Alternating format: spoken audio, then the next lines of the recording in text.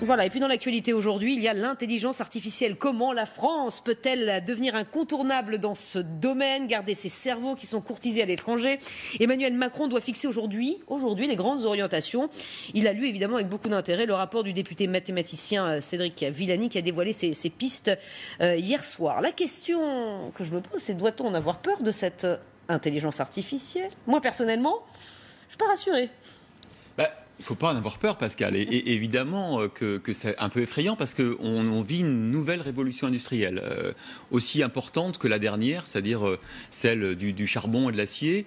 En fait, on a longtemps fantasmé sur l'intelligence artificielle dans les années 50, dans les années 60, dans les années 70. Finalement, il ne s'est pas passé grand-chose. Mais ça y est, on y est. On est capable non seulement de fabriquer des ordinateurs qui ont une puissance telle qu'on va approcher les capacités de calcul, voire les dépasser du cerveau humain. Mais en plus, on crée une intelligence artificielle qui est capable de penser par elle-même. C'est là où ça devient inquiétant, Christophe. C'est là où ça devient inquiétant. Et donc, effectivement, la question que se posent tous les gouvernements, c'est est-ce qu'il faut l'encadrer? Est-ce qu'il faut la réguler? La vérité, c'est qu'on encadre beaucoup, notamment en Europe, l'intelligence artificielle depuis des années parce qu'on protège les données, les fameuses données personnelles. Or, de l'autre côté de la planète, dans le Pacifique, entre la Californie et l'Asie du Sud-Est, il n'y a aucune protection des données personnelles. On peut le regretter, mais du coup, il y a des géants de l'intelligence artificielle qui sont développés, vous les connaissez tous, hein, Google, c'est un immense algorithme géant et qui domine la planète. Alors, comment on rattrape le retard? Ce que dit le gouvernement, pour avoir lu le rapport, notamment en dérégulant, en arrêtant de contrôler, comme on le fait avec la CNIL en France, avec la nouvelle régulation qui se prépare en Europe, moins régulé, donner accès aux données publiques, ce qu'on appelle les datas libérées, etc. Et je pense qu'il faut y aller, je pense qu'il ne faut pas avoir peur. En revanche, mais je pense que Natacha ne sera pas d'accord. Donc on y va. Oui. C'est pas ça, c'est que d'abord, le rapport ne dit absolument pas qu'il faut déréguler. Ils disent qu'il y a des endroits, des domaines où il faut assouplir un peu et d'autres au contraire où il faut établir des contrôles. Pourquoi? Tout simplement parce que la puissance des GAFA, donc de Google, Amazon, Facebook et Apple, et on peut ajouter Microsoft, mais bon. On peut rajouter les Chinois aussi. Oui, justement. On va y venir.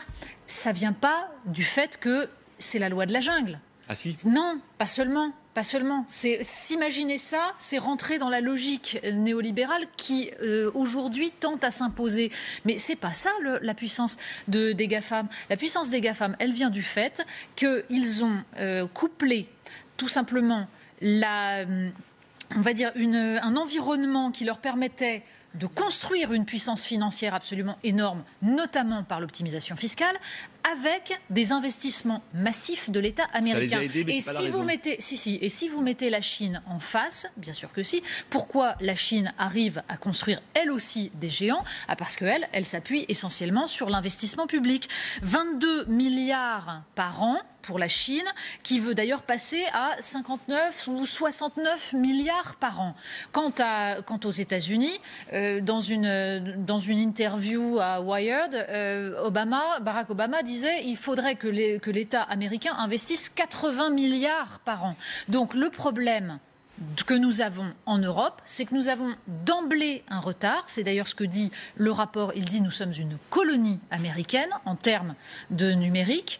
Donc plutôt que d'essayer de courir vers la dérégulation qui ne va faire que renforcer le pouvoir des GAFAM puisqu'ils ont un avantage compétitif de départ, la solution, et c'est ce que dit ce rapport, c'est de créer des géants européens en utilisant l'investissement. Donc un investissement européen massif, c'est la seule solution. Deux choses. D'abord, Natacha, il n'y a pas d'argent. Il n'y aura pas d'investissement public européen. On peut sauter comme un cabri sur sa chaise et dire l'Europe, ce qui me réjouirait de la part de Natacha, sauf que l'Europe ne mettra jamais... Donc vous dites que l'Union européenne ne sert à rien, puisque c'est le domaine essentiel où elle peut servir à quelque chose. Vous avez raison, d'accord, très bien. Natacha, vous avez raison. Non, mais vous l'actez, d'accord.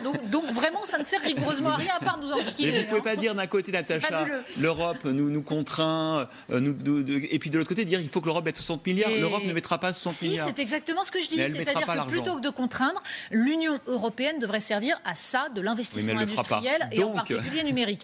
Et c'est la seule utilité de cette entité. Donc vous estimez qu'elle ne le fera pas, donc je ne vois vraiment pas quelle utilité vous lui trouvez. C'est un autre débat. Le débat essentiel, il est là. Un investissement commun, parce que ça ne naît pas de nulle part des puissances numériques. Les GAFAM, aujourd'hui, ont un tel avantage que de toute façon, nos startups, dès qu'elles atteignent une masse critique, sont immédiatement rachetées. Ça signifie d'abord qu'il faut créer un environnement qui évite qu'elles soient rachetées. Donc il faut que les États et que l'Union européenne soient capables d'investir pour leur donner une solidité qui leur évite de se vendre aux États-Unis. Ce qu'il faut essayer de faire en France, c'est justement de ne pas laisser partir notre intelligence humaine, qui sont nos ingénieurs. Distribuer les cerveaux peut-être, qui sont très mal payés en France. Le gouvernement propose de créer des zones franches fiscales et avec des sur-salaires effectivement pour ces ingénieurs qui sont tentés très vite de partir aux États-Unis. Il faut créer, parce que la France et l'Europe ont beaucoup d'atouts par rapport à l'Asie. Il y a beaucoup d'ingénieurs qui préfèrent vivre dans le cadre de vie européen, voire français, plutôt que dans le cadre de vie asiatique, voire américain. C'est pas mal et ça nécessiterait d'être préservé. Et donc, exactement. Et donc, on est au bon moment où il y a pas mal de chercheurs et d'ingénieurs américains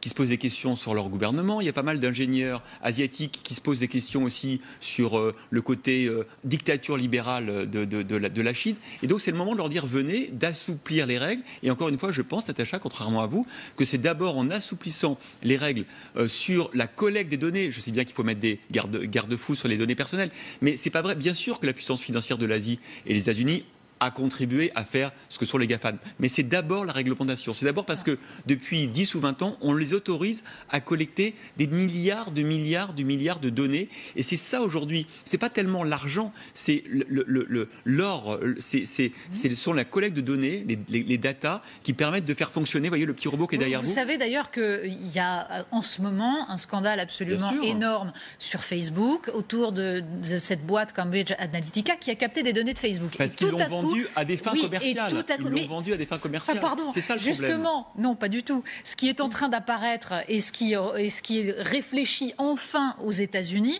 c'est le fait que le fondement même, le modèle économique de Facebook, c'est justement de vendre des données, c'est de les monétiser. Et que donc, un scandale comme Cambridge Analytica relève de l'essence même des réseaux sociaux. Et c'est bien tout le problème.